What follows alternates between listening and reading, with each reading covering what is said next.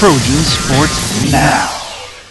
Hello and welcome to Trojan Sports Now. I'm Jonathan Sellers. And I'm Danielle Percival. Stick around as we bring you the latest news and scores from Troy Sports.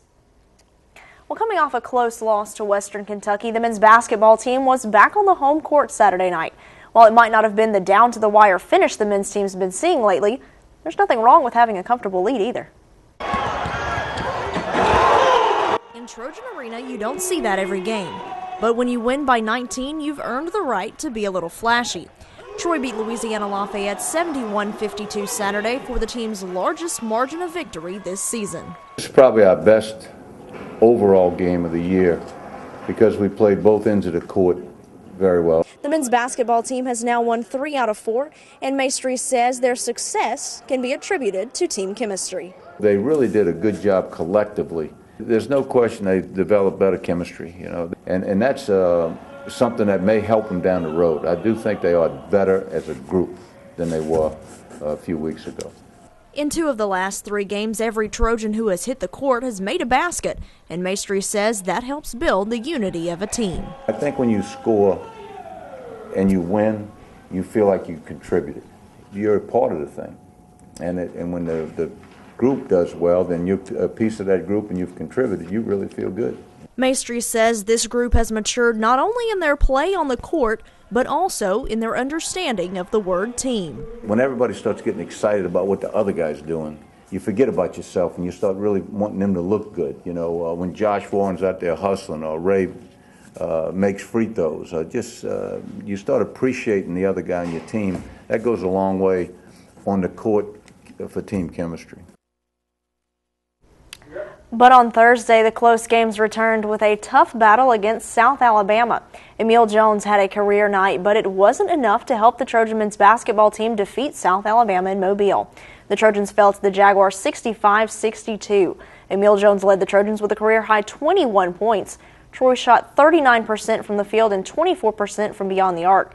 The Jaguars were 18 of 43 from the field and 5 of 16 from beyond the arc, and the Trojans were out-rebounded 35-28.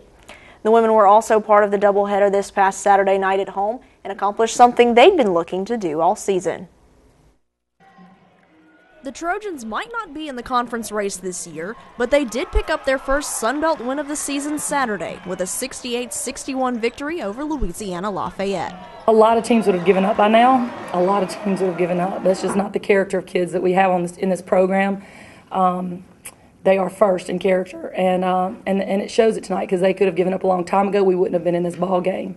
They were in it from the beginning, and then a good thing happened. I could see it on their faces at the point where they said, we're not going to lose, we don't have to, and we're not going to. Kind of came over, and I knew we were in control of the game at that point on. The win ended a 10-game losing streak and gave Troy its 4th victory of the season, doubling their total from last year. We had to keep believing in something we couldn't see, and this is a good example of one that had. I mean, she keeps fighting, doesn't give up, and she wants to prove before she leaves this her senior year, what a good team we have, and tonight was a good start. When you pick up your first conference victory of the season, it makes for a memorable night. But for senior Sarah McCapian, Saturday's victory was special for more than one reason. My dad says he's the lucky charm. He came my freshman year and we won 6 in a row. And then, so now he's here until conference. Way to go, Phil. So we've got 10 games, 11 games left, so. Bring it on. Yeah. Coming off their first conference victory of the season, they were looking to make it 2 in a row Wednesday night. However, South Alabama had a different idea. The Trojans lost to the Jags 74-58 and only shot 34% from the floor. Joanna Harden led all scorers in the game with 19 points, and Sarah McCapian followed up a solid performance in her last outing by putting up another 13 points and 7 boards. Troy managed to force 23 turnovers and scored 25 points off those mistakes by the Jags. The Trojans also stepped up on defense in the second half and outscored the Jaguars 37-35. For any real college football fan, Wednesday was the start of the 2013 season as coaches eagerly awaited signatures of high school football players. The Trojans added 21 players in the 2013 recruiting class, including players from 8 different states. 12 of those are from right here in Alabama. The highlight is on defense, where Troy reeled in 2 4-star recruits, linebacker Sam Levy from Maryland and cornerback Keon Payne from Florida. Head coach Larry Blakeney says the recruits they landed filled in the gaps on the team. I think we've done a solid job replenishing the guys, personnel, and getting guys that are good enough students to come in here and get the job done academically. Sam was a really good player that that was highly recruited, coming out of the math, and then he went to Atlanta Sports Academy and got his grades and got qualified, and we're excited about having him. Troy signed 11 offensive players and 13 defensive guys. 5 guys were signed for each side of the line, and the position with the most recruits was defensive back. The women's indoor track and field team competed at the Middle Tennessee Invitational Saturday, and there were several personal and season bests. 3 Trojans advanced to the finals in the 55-meter dash, with JaCourtney Alexander leading them with a time of 7.13 seconds, tying her record for 4th all-time. Morgan Paulson competed in the mile run, finishing with a time of 5 minutes, 22.54 seconds, and moved into 6th all-time in program history. Troy also took 2nd and 3rd in the high jump, with both Christina Barrett and Veronica Bryant jumping 1.63 meters. And for the first time this season, a Trojan track and field athlete has been awarded Sunbelt Track and Field Athlete of the Week. Senior JaCourtney Alexander won her preliminary heat in the 55-meter dash with a time of 7.16 seconds at the MTSU Invitational, then placed 2nd in the finals with a season-best time of 7.13 seconds.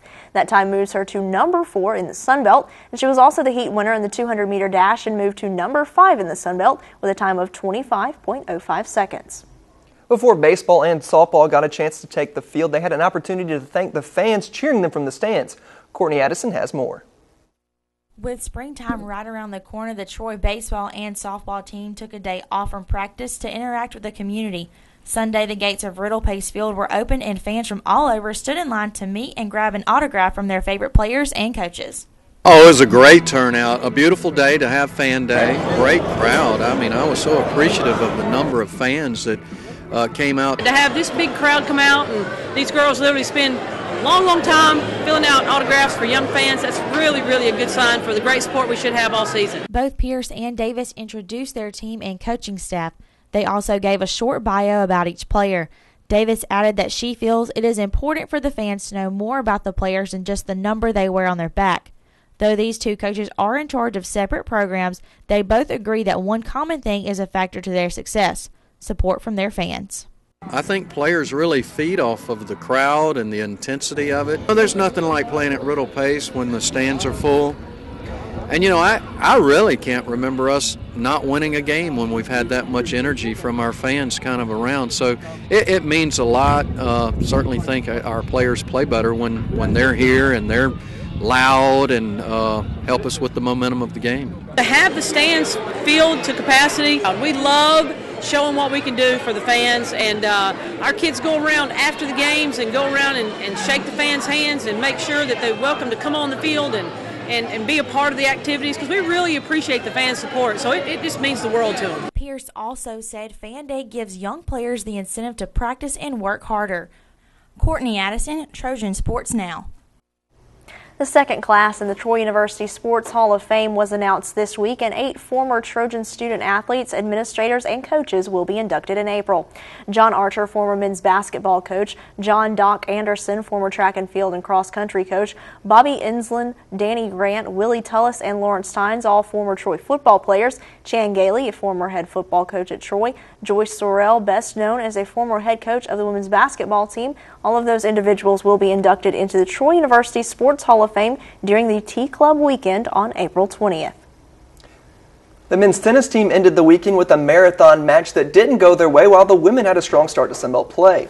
The men began the weekend with a loss against Florida Gulf Coast 5-2. Anas Ruchti and Sammy Gorbel picked up the points in the loss.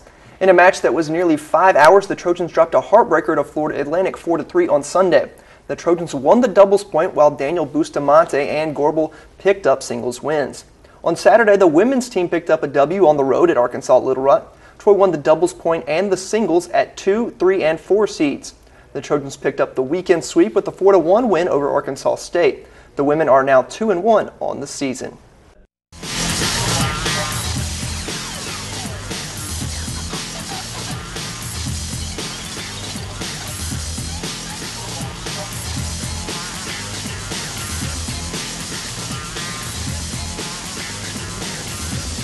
Trojan Sports Now.